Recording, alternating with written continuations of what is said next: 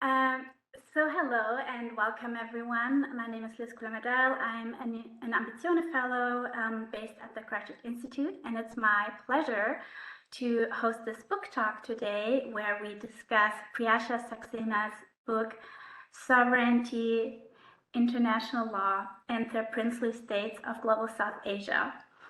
So we have with us today the author of the book, but also Mohammed Shababuddin, who is a professor of international law and human rights at Birmingham Law School. Welcome.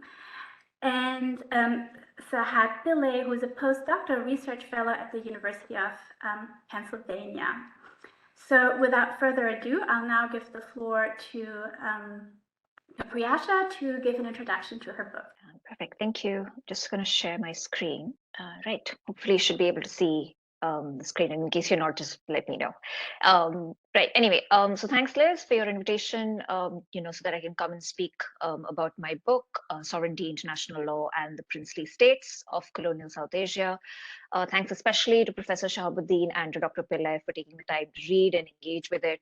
And thanks to all of you for coming to listen to me. So I want to start with an anecdote about a murder that took place in colonial Bombay.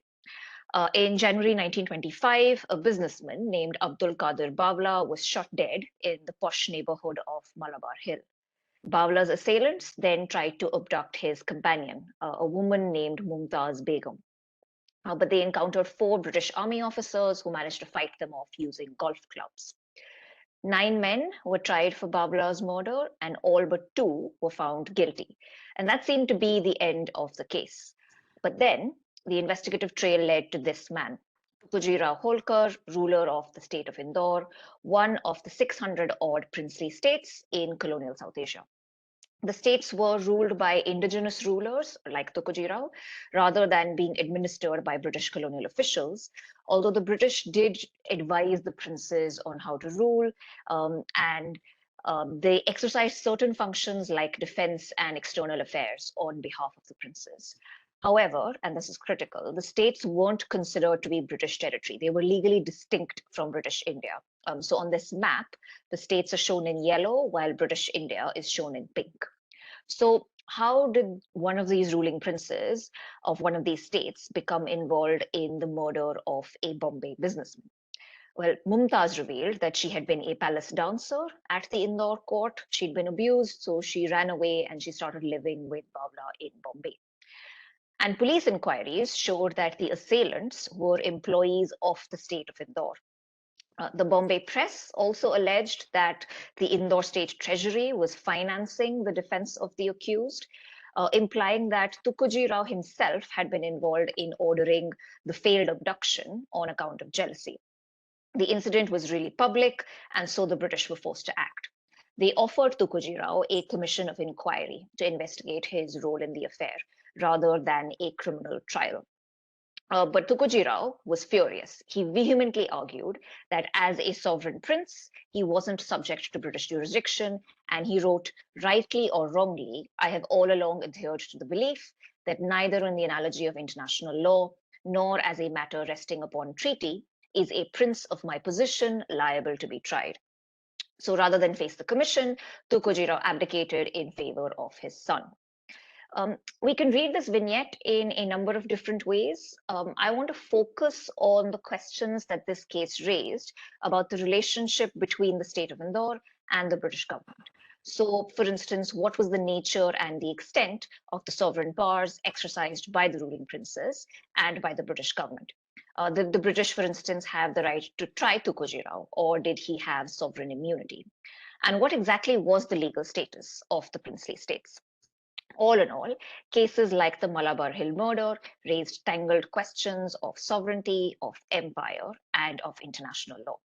And in my book, I focus on 5 different controversies to argue that the language of sovereignty became the primary discourse for debating the legal status of the princely states, and therefore mediated the exercise of political power in colonial South Asia. International lawyers, British politicians, colonial officials, rulers and bureaucrats of princely states, anti-colonial nationalists continually defined and redefined the concept of sovereignty. They try to use it to resolve questions of legal status, the extent of rights, the proper exercise of powers.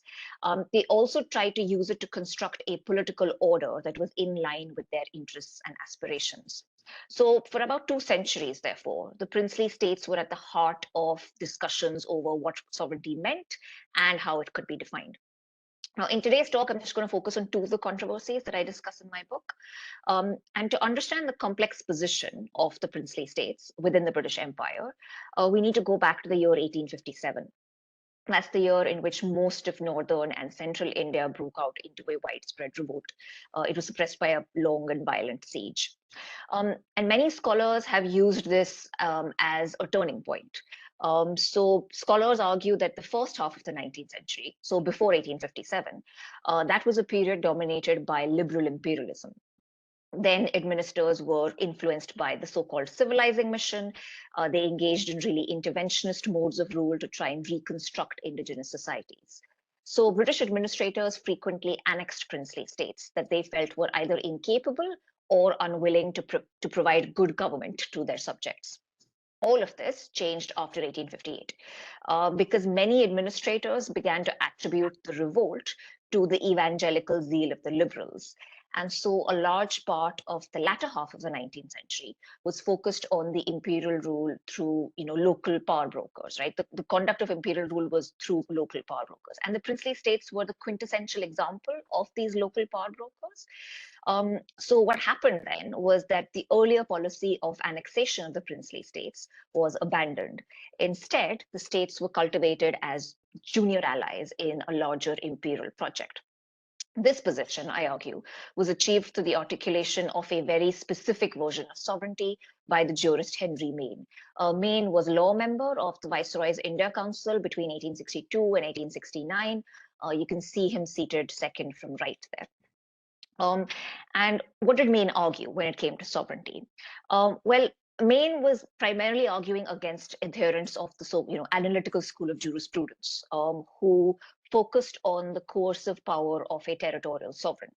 Maine, however, argued that the powers of sovereigns are a bundle or collection of powers, and they may be separated one from another. In the South Asian context, to be more precise, Maine said that sovereignty is distributed between the British government and any given native state. So he argued that sovereignty was divisible. And divisible sovereignty allowed the British to argue that the states were simultaneously sovereign and not sovereign. So it was therefore a key tool in attempts by the colonial state to argue in favor of extensive extraterritorial jurisdiction in the princely states, while simultaneously maintaining that the princely states were somehow allies after the 1857 revolt. But in response to this idea of sovereignty being divisible, the princely states crafted their own understanding of the concept of sovereignty. One example comes from the southern state of Travancore. You can see it on this map here, right at the bottom. In 1868, a man named John Liddell was tried by a Travancore court for theft. He was sentenced to a year in prison. He was very unhappy about this, so he started petitioning the government of Madras, and he relied on an 1867 proclamation of the Viceroy of India that stated that European British subjects residing in the princely states were subject to British Indian courts. In the case of Travancore, it was the High Court of Madras. Liddell was born in Scotland. He claimed to be a European British subject, and he claimed that this proclamation, therefore, made his trial by the Travancore court illegal, and he petitioned for his release. The government of Madras agreed with him. It said the trial was illegal. It requested that Liddell be released. Entered this man, T. Madhav Rao, who was the Diwan or the chief minister of the state of Travancore. And he launched a strong defense of Travancore's rights to try European British subjects. And he cited a series of international law treatises by Henry Wheaton, by Emer de Vattel. His basic argument was that Travancore was a sovereign state and that jurisdiction was an inherent right of sovereignty. And he made an explicitly territorial argument. He said that jurisdiction within a nation, jurisdiction of a nation within its own territory is necessarily exclusive and absolute. So he argued that Travancore could try Liddell because he had committed an offense within Travancore territory. So for Madhavrao, therefore, sovereign powers were linked to the control of territory. Jurisdiction was a right that was exercised by the territorial sovereign. In this case, the Maharaja of Travancore. That was in contrast to that British vision of divisible sovereignty. Anyway, the government of Madras changed its mind because of Madhavrao. It supported Travancore's exercise of jurisdiction. But then the matter went up to the government of India, which disagreed. And in August 1871, they passed a resolution stating that no native state can be allowed to try a European British subject according to its own forms of procedure and punish him according to its own laws. And this principle was also approved of by the Secretary of State for India. How is this extraterritorial jurisdiction of the British justified? It was justified by the claim that the British were the paramount power in the region and so had some degree of sovereignty and jurisdiction within the princely states. So again, the idea of divisible sovereignty was key here. That idea of divisible sovereignty enabled the British to expand their control over the states. Advisors of the princes like Madhavrao attempted to limit this expansion of jurisdiction by arguing that sovereignty was absolute and could only be exercised by the territorial sovereign. By the turn of the 20th century, colonial policy had basically whittled down what princes considered to be their sovereign rights. They lost jurisdiction over railways, over postal service, over telegraphs. They lost the right to operate mints. They lost the right to import weapons. And so they decided that they needed a new strategy to try and challenge the British. So by the early 20th century, therefore, they came up with a new conceptualization of sovereignty. This was again a fairly volatile time in South Asia. There were really widespread anti-colonial protests. At this point in time, again, the British realized that they needed allies to sustain the empire, and so they turned back to the princely states. The princes had their own problems with anti-colonial nationalists. The more left-wing ones weren't just critical of the British, they were also critical of the princely states. So for instance, Jawaharlal Nehru said that the states were sinks of reaction and incompetence and unrestrained autocratic power, sometimes exercised by vicious and degraded individuals that were propped up and artificially maintained by British imperialism. So the states basically were caught in a bind. They wanted to form a close relationship with the British Crown because they thought that that would help them stave off attacks from the anti-colonial nationalists. But then having a close relationship with the Crown would also conflict with their desire to remain autonomous because it would increase the power of British colonial officials to interfere in their affairs. The states also faced a really complicated economic situation. By the 1920s, the states in British India were increasingly economically integrated into each other. There was a networks of, through networks of railway lines, telegraph lines, the postal service, trade links. So some states, at least, wanted closer economic integration with British India because it would be beneficial. But they also thought that closer economic integration would threaten their separate political existence. So how then did the states then try to, balance all these conflicting desires, desire to have close relationships, but also far off relationships with both the Crown and with British India? They relied on yet another conceptualization of sovereignty. They argued that sovereignty was divisible. And this brings me to the second controversy that I want to focus on today. In 1927, the British government set up the Indian States Committee to determine the nature of the relationship between the princely states and the British. Bhupinder Singh of Patiala was particularly active in the proceedings, and he recruited a fairly unusual set of advisors. One was Leslie Scott, a conservative privy councillor. There was also Kailash Nath Haksar, a powerful minister in the state of Gwalior, and K.M. Panikkar, an advisor to the state of Kashmir and a self-described Indian nationalist. And together, all these advisors came up with a mechanism which they thought would balance all these states' conflicting desires. They argued that sovereignty was divisible. So Panikkar, for instance, termed the undivided sovereign of the Austinian school to be a meaningless metaphysical conception. Sovereignty, after all, was the complex of public powers whose division was constantly undertaken in the relation between states. And Leslie Scott argued that the princely states were sovereign to the extent that they specifically gave up sovereign powers to other authorities like the British Crown. And how exactly was this division of sovereign powers undertaken then? These advisors argued that the division of sovereign powers was set out in treaties, engagements, or other means by which the consent of the states could be determined. And by emphasizing treaty rights and consent, the states underlined the legal nature of their relationship with the crown. So Scott, for instance, argued that the relationship between the states and the crown was a legal rather than a political one, and therefore each side had obligations and rights that could only be ascertained by reference to legal principles. And since the relationship was a legal one, the princes also argued that the scope of the powers of the British government was capable of being defined and limited. So Scott, for instance, said that treaties would effectively limit the interference of the British to certain matters and certain matters only, specifically foreign affairs and external and internal security. So what then was the role of legal concepts like sovereignty then? Legal instruments like treaties and legal concepts like sovereignty were used to constrain the exercise of political choices, specifically the political choices of the British colonial power. In contrast, the official British position was set out in the report of the Indian States Committee that was published in 1929. The committee was headed by Harcourt Butler, a British political officer, and committee members agreed that sovereignty had been regarded as divisible. So that's pretty much the only point that they agreed with the princes on, actually, because unlike the princes, they relied on a much more flexible idea of the division of sovereign powers.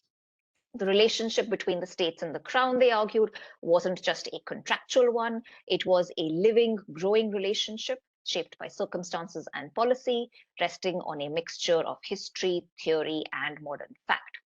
And so instead of arguing that the states had only given up specific powers to the British, the committee instead concluded that the crown had the power and the duty to do all acts that were considered necessary for imperial purposes, for the good government of India as a whole, the good government of individual states, the suppression of barbarous practices, the saving of human life, and for dealing with cases in which rulers have proved unfit for their position.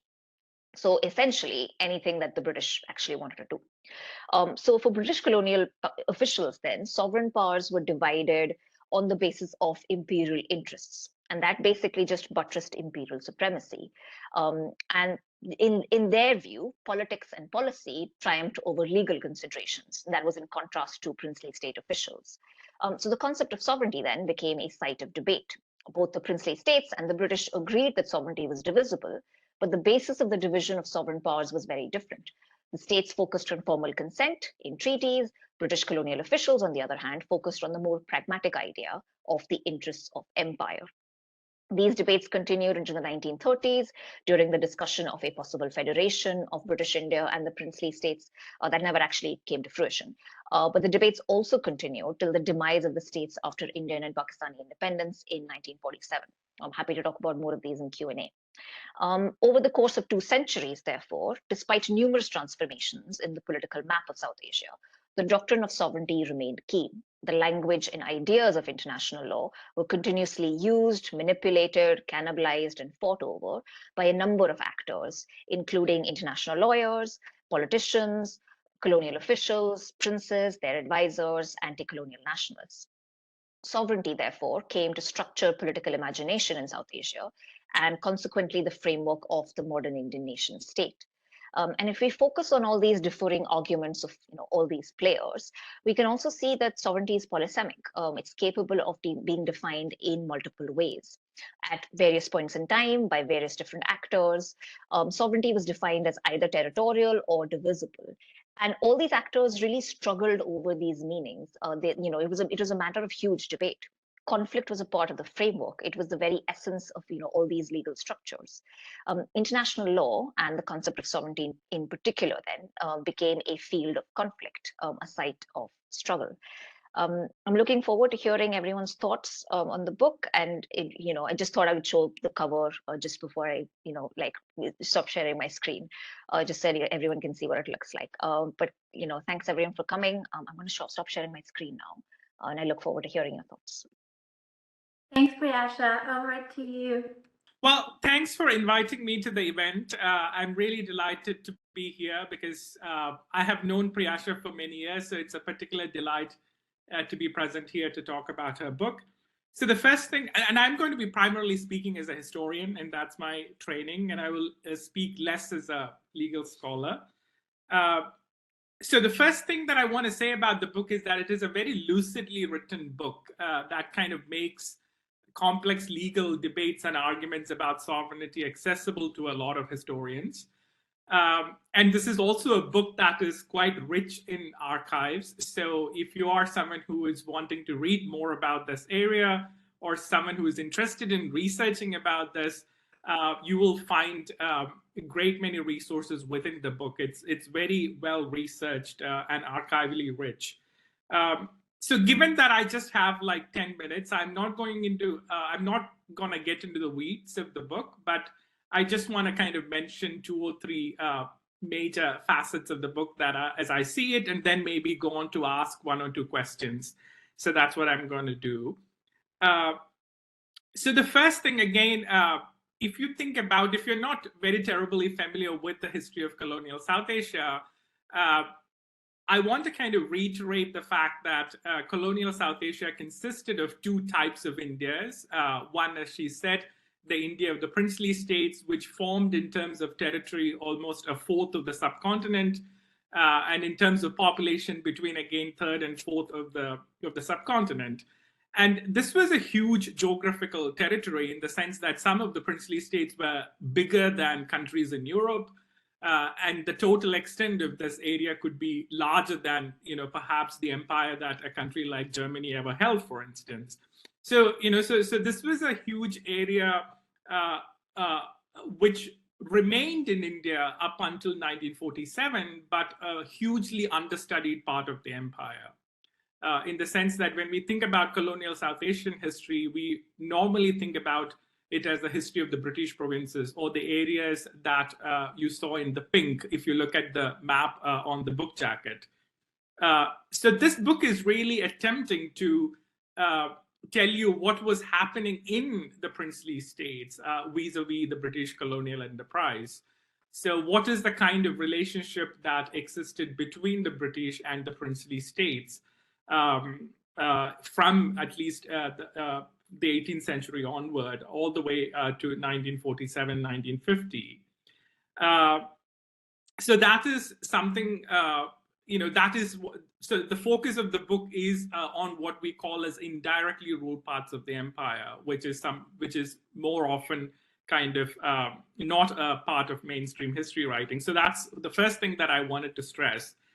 The second thing that I want to say is when we, again, as someone who is interested in writing a history of an idea in South Asia, like I write the history of federalism, I always find that South Asian history lacks on conceptual history or history of ideas. Like, for instance, if you want to think about the history of an idea like the state, how did Indians think about the idea of a state, for instance?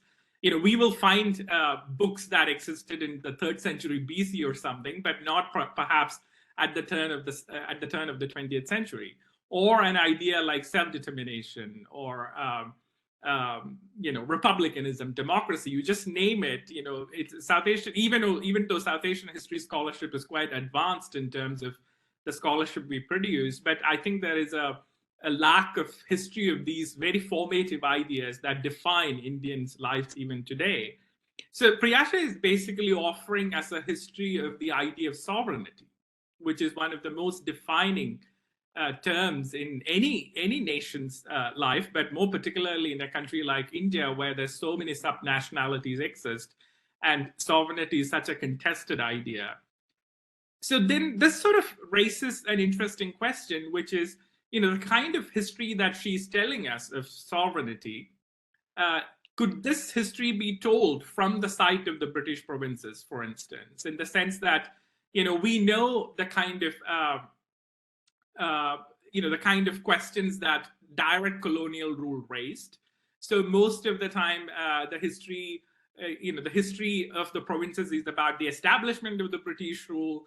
Then there is a kind of, resistance to the British rule, the rise of nationalism, social and religious reforms, anti-colonialism, and then freedom comes and so on.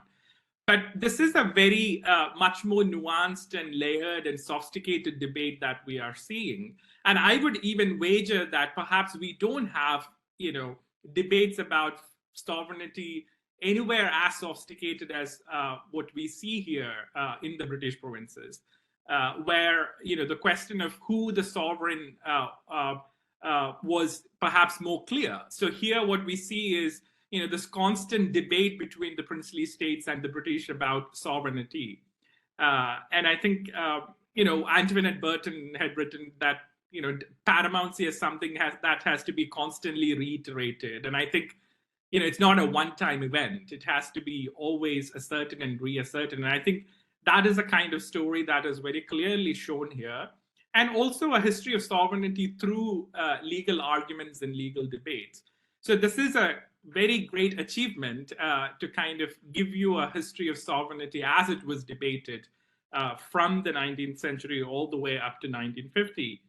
And the final thing that I will say about the book, again, as a historian, is I think one of my favorite things about the book is its multi-scalar approach, or that is to say, I think Priyasha does a very good job in showing us the different frames, different frameworks in this debate on sovereignty. So there is a regional frame, there's a national frame, there is an imperial frame, and then the global or the international. So all of these debates about sovereignty is really problematizing these boundaries between what is regional, what is national, what is international.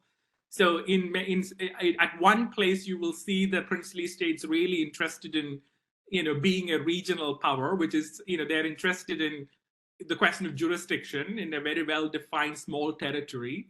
And at another level, they're worried about how they fit into a nation state or a larger framework. And at another level, they're interested in how they figure as international players and so on. So all of these debates have this kind of, you basically go back and forth between these different frames or scales, which I think is it's really an interesting part of the book. And I'll just end by asking one or two questions. So the first question that I have about sovereignty is, one of the things that struck me the most about the way you discuss sovereignty is through an absence, which is basically the absence of debates about monarchy or kingship. So, when we think about the question of sovereignty in the princely states, I think perhaps the first thing, at least, that comes to my mind is the question of kingship. Who is the sovereign in the princely states? So perhaps, this is an attempt to kind of bring constitutional law to international law. So from a purely, constitutional law of the princely states perspective, that question is not very ambiguous. From a constitutional perspective, the sovereignty of the princely states lie in the ruler. It's not the people. At least, all the princely state constitutions and treaties kind of make that very clear, that the ruler is inseparable from the state. Just like perhaps how, Louis XIV said that I am the state, which is exactly how, sovereignty was understood in the princely states. So what is interesting is that this global move from monarchy to a more, dispersed form of authority, which is democracy or popular sovereignty or whatever, that sort of debate, has very limited salience in the context of the princely states, because, the princes continue to be the sovereign. So I wonder, why is, have you come across debates about kingship or monarchy in, debates about sovereignty? That is one thing that I wanted to ask. And the second question is, you talk about, how the princely states start with a more territorial understanding of sovereignty, which is to say a very unitary conception of sovereignty. That is to say, one territory, one law. It's the kind of old Dicey A.V. Dicey's understanding that, one state, one law, which is to, and then they move to a more divisible kind of understanding of law, of sovereignty. I wonder, when you talk about the nationalist understanding of territorial sovereignty, is there any kind of link between that 19th century princely idea of territorial sovereignty and this national and this idea of territorial sovereignty that the nationalist is talking about in the 30s and 40s, or where does the Indian nationalist basically get this idea? Is it all about developmentalism and the economic imperatives of the state, or is there a kind of an Indian political thought, if I may ask? Because you do talk about British political thought as kind of coming through these debates, but is there a room for an Indian political thought as well? Well, that's it. Thanks again, and I look forward to more conversations. Thank you, Sarah. I should say I'm in Berlin, which means that every now and then my internet will just freeze, but I do hope that you hear me for the most part. So thanks for these rich comments already. Over to you, Mohammed. Yeah, thank you very much, Liz, for the invitation. And I have also a note of caution. My internet is very unstable this morning, so hopefully it will sustain. Right, I'll start by congratulating Dr. Priyasha Saksena for this wonderful book, and also for giving me this opportunity to engage with her wonderful work and make a few comments. Now, like Sarath, if I may, I'll also start by highlighting the lucidity and the beauty in writing. The book is written in such a coherent manner. It's a very fine example of storytelling in a very compelling way. And in today's presentation also, the way Priyasha started by a story, and then how that story then unpacks the whole range of legal technicalities, I think is a wonderful thing to see and read in legal scholarship. So many congratulations on this account alone. But then, of course, one has to also admire the depth of research. I'm not a trained historian, so most of my comments later will be more from international law point of view, but I can't really ignore the fact of in-depth, meticulous historical account that the book embodies. And in many international legal scholarship, we don't see this kind of tendency to engage with hardcore archival materials, even in critical international legal scholarship. So I think this book will stand out on this account also.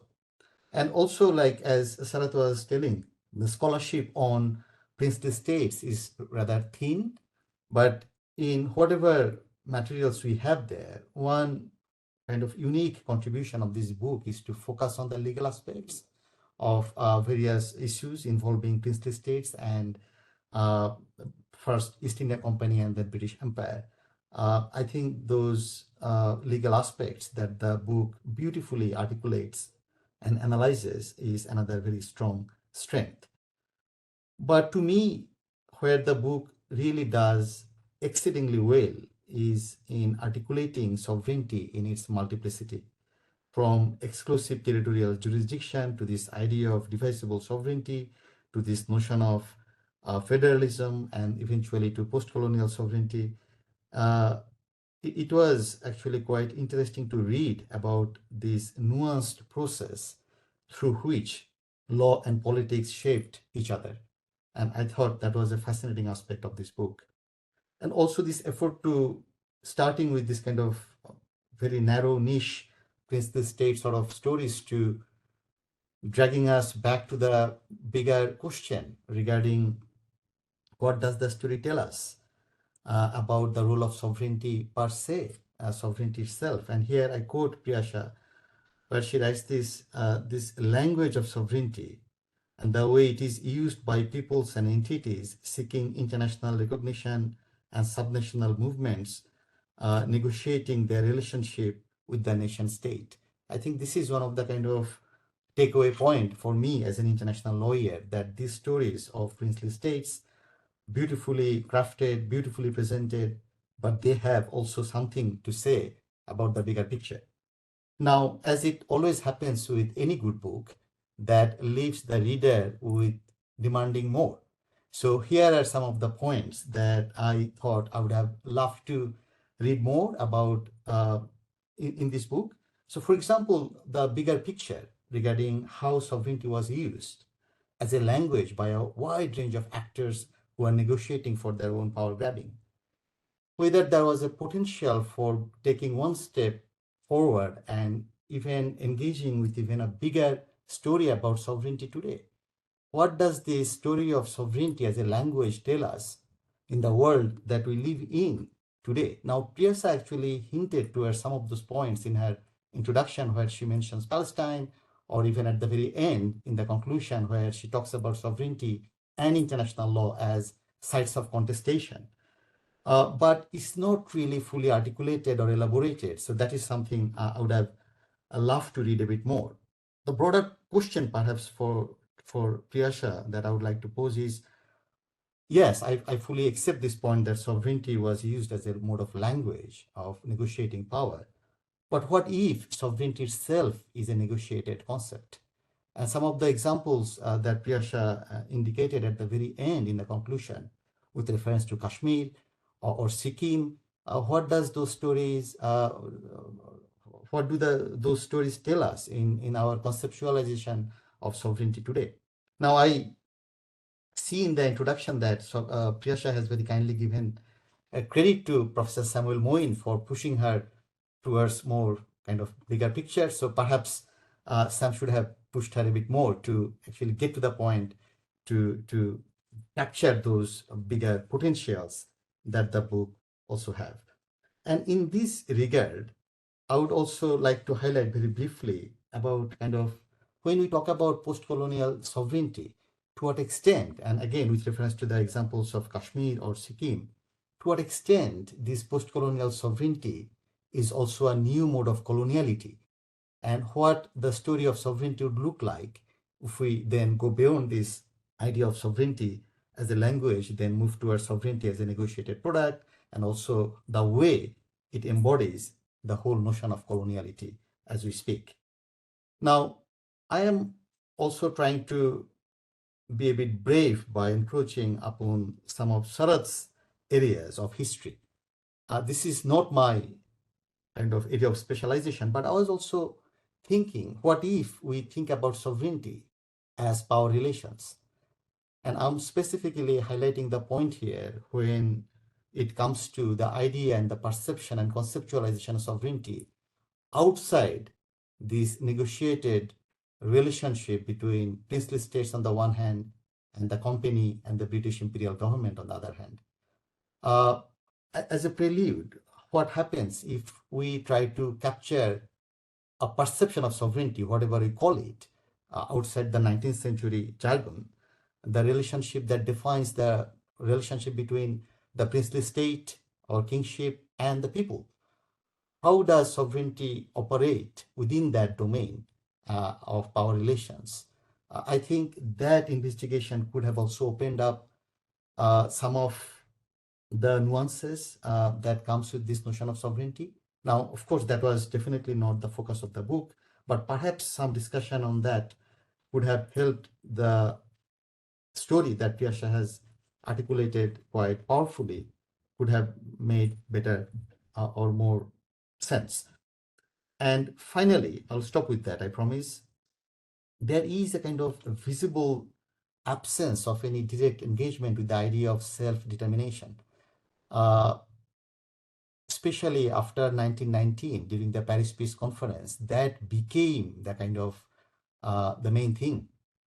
Indian nationalists sending petitions, not only Indians, like a number of colonial people sending petitions to the delegates of Paris Peace Conference.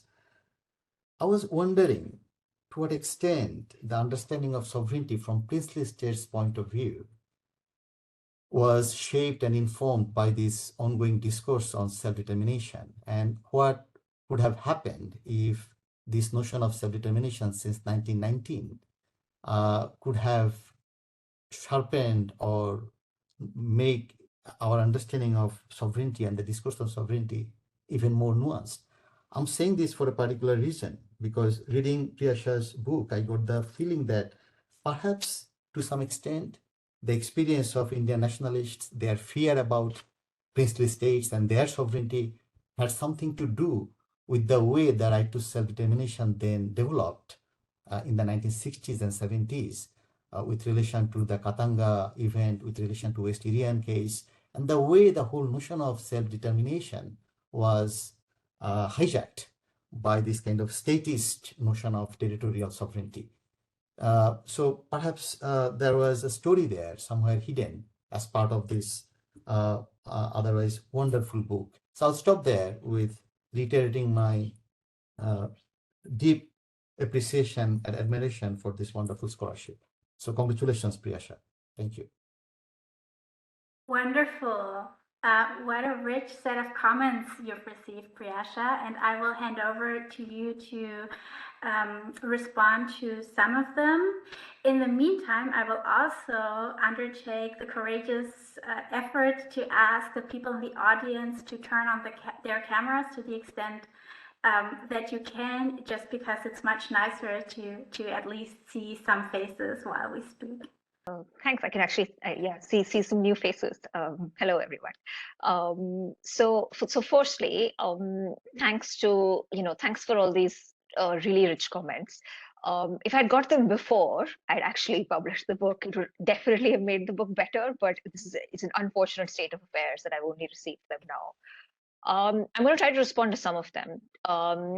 So I'll start at the end, actually.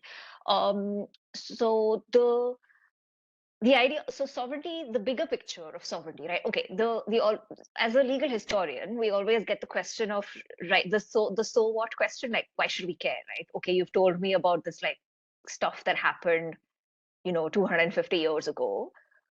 Why me? Why should I care? What does the story of the princely states tell us about sovereignty today? And I do think it tells us quite a lot about sovereignty today, both at the international level and perhaps a bit more even at the South Asian level. So part of my book is about, actually I'll start with the international level. So one of the main arguments of the book is that sovereignty was a language that was used to negotiate political power. And we can still see it today in how the princely states were attempting to be recognized as sovereign states. And I think that similar parallels can be drawn with how entities today or peoples today are trying to be recognized as sovereign states. For better or for worse, being a sovereign state provides certain rights in the international sphere. So, I understand the critiques about, well, we're like international law is too state obsessed, but there are real consequences to not being recognized as a sovereign state. And I think this, although I think it's difficult to draw parallels in the sense of the position of the princely states does not mirror the position of any kind of entity today, or actually even back then, the princely states were called sui generis for a reason, right? They were very specific. But I think we can see the struggles of the princely states, despite however privileged they might have been, and see the ongoing struggles of peoples today. I think much more significantly, the princely states have the imprint of the states is still left in the South Asian context. There is a chapter on federalism in the book, and Sharath has more to talk about this than I do because he's a historian of federalism in South Asia, focusing on the princely states. And despite my best efforts, I genuinely think that all research projects at some point in time become constitutional law projects. And my mind did as well, right? So despite my best efforts of not making this a constitutional law book, I had to write a chapter on federalism. And how the princely states were trying to negotiate with British India and with the British Crown in that moment of federation. And even today, there are very similar debates that are happening, right, about subnational movements in South Asia, the negotiation between state and central powers, as they are called, the same debates that were happening during the federal moment about, oh, well, how are we going to, how are taxes going to be distributed? Who has the right to raise taxes? Is it the states? Is it the center? Where does it lie? What's the relationship, right? Like, who has the power in all of this? And the same debates are happening even now. So I think the broader point is that the line. I think we can see that the history of the princely states and how they were negotiating sovereignty can't offer us lessons, but it can offer us an explanation as to how we have got here, and perhaps any alternatives that were abandoned. The biggest alternative that was abandoned in the South Asian context was federation. And we can always think about, well, what would have happened if, how would South Asia look today if that alternative of federation had not been abandoned? That's a whole different issue, so I'm not going to talk about that. On the other things, so there was a question about self-determination, which sort of links to Sharat's question as well about monarchy and people. So I'm gonna try and deal with a bit of them together. Yes, there is an absence of self-determination in the book, but I think that's because of the monarchical nature of the states.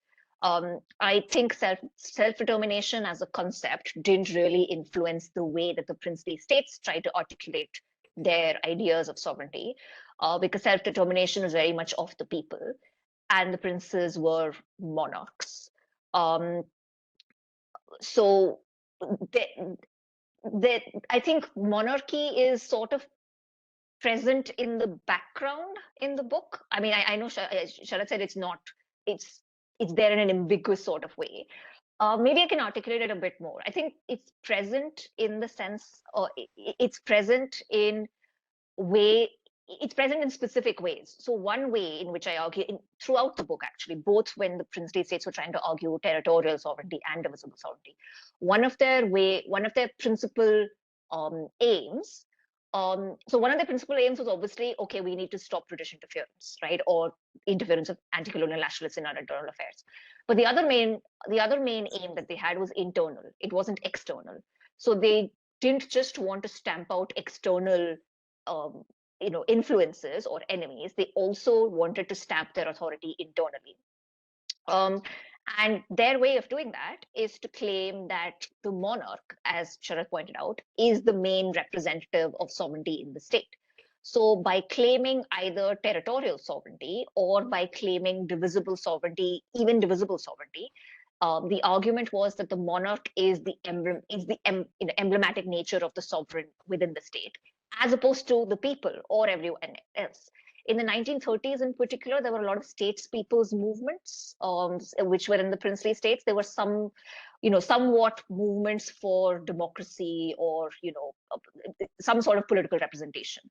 And one of the reasons why the states were trying to use the language of sovereignty was to try and limit the activities, not just of the anti-colonial nationalists or the British like crown or colonial officials, but also to limit the authority of these democratic political movements. And finally, the idea of, well, so one of the things which I didn't really talk about in the talk, but you can read it in the book, is that in 1947, once Indian and Pakistani independence was decided, the princely states, the princely states were sort of bribed, coerced into integrating with either India or Pakistan. Most went to India, a few went to Pakistan. And my argument is that the independent Indian government used the language of territorial sovereignty in order to subsume the states within them.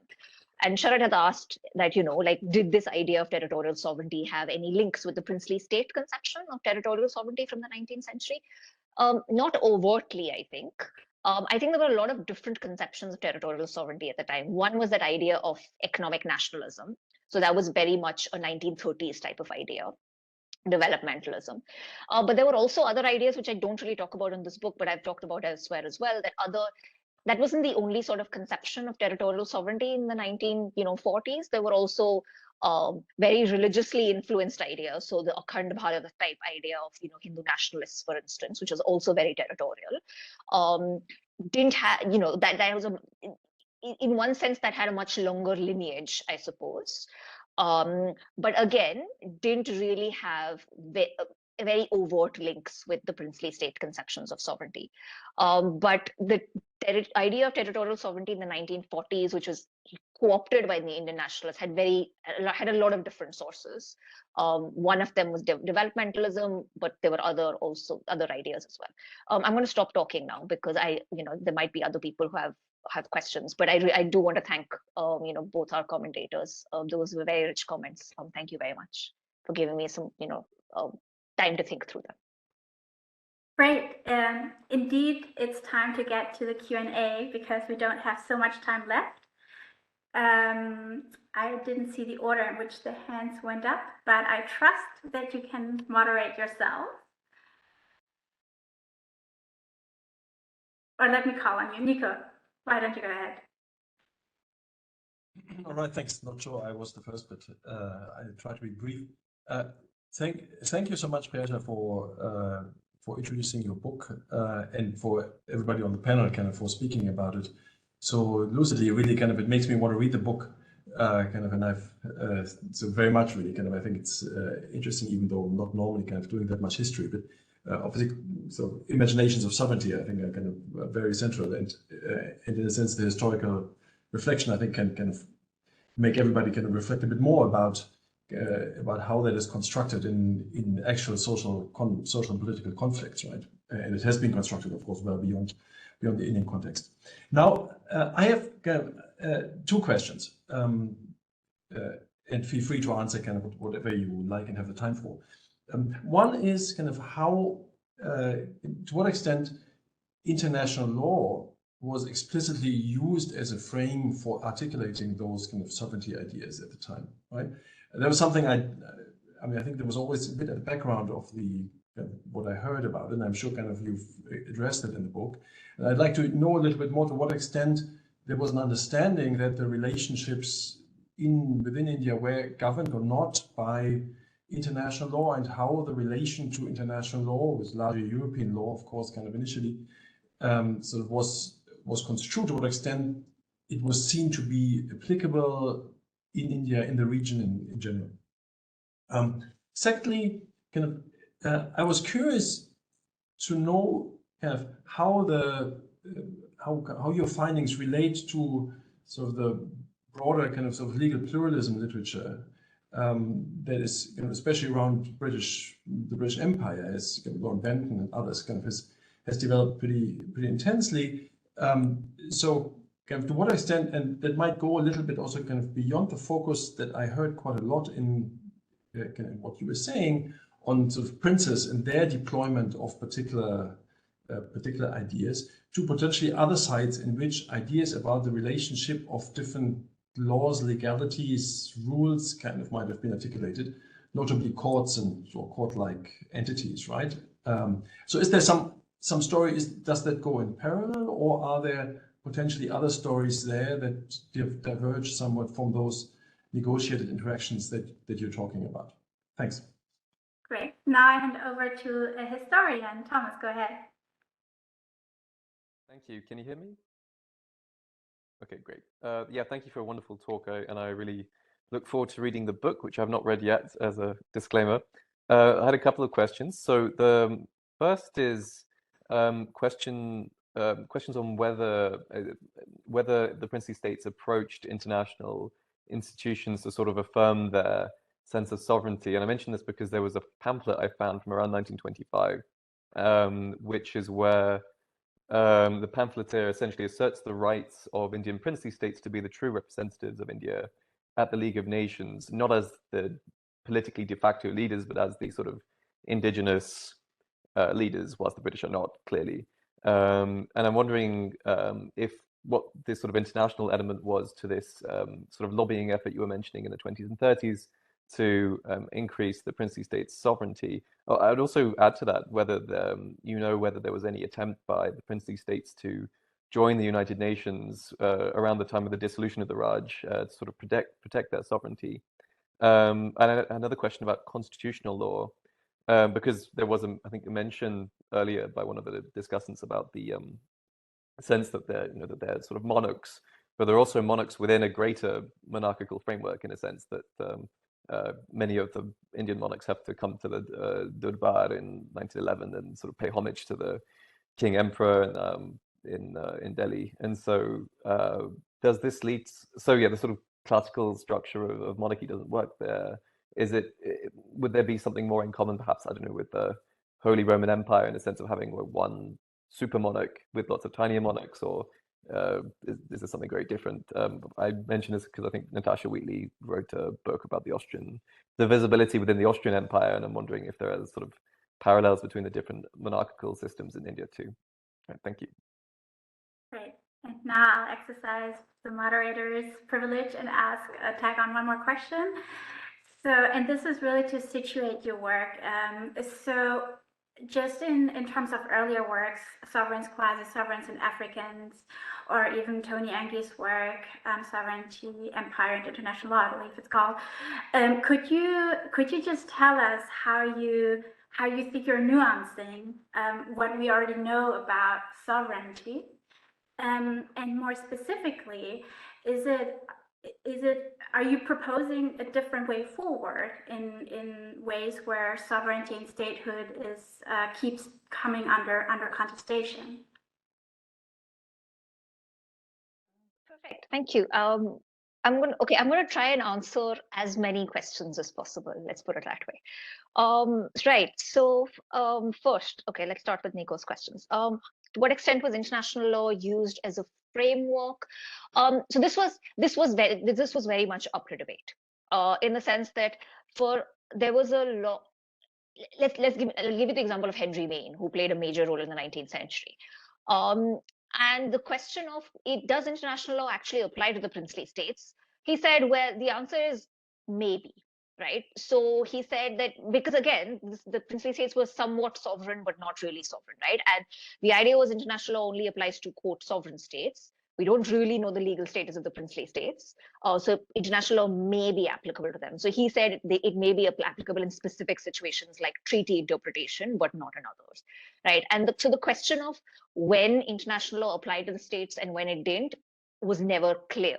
And that was the entire point of this debate, right? So the princely states were trying to claim sovereignty so that international law would apply, and the British were agreed to it in some cases, but not in other cases.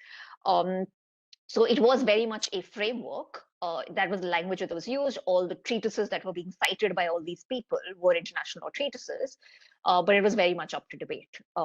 So the answer was just don't know, or maybe, or sometimes, I guess. Legal pluralism literature. So I've looked at a lot of Lauren Benton's work, but more of her sovereignty and international law history work, as opposed to the legal pluralism work.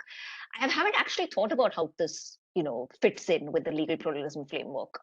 But so I don't actually have a good answer on this. But I guess I think my only answer will be I'll think about this, and maybe I'll end up writing a paper. Who knows? I think maybe there's another different story to tell over there. But thanks for bringing that up. Thomas, the questions, right?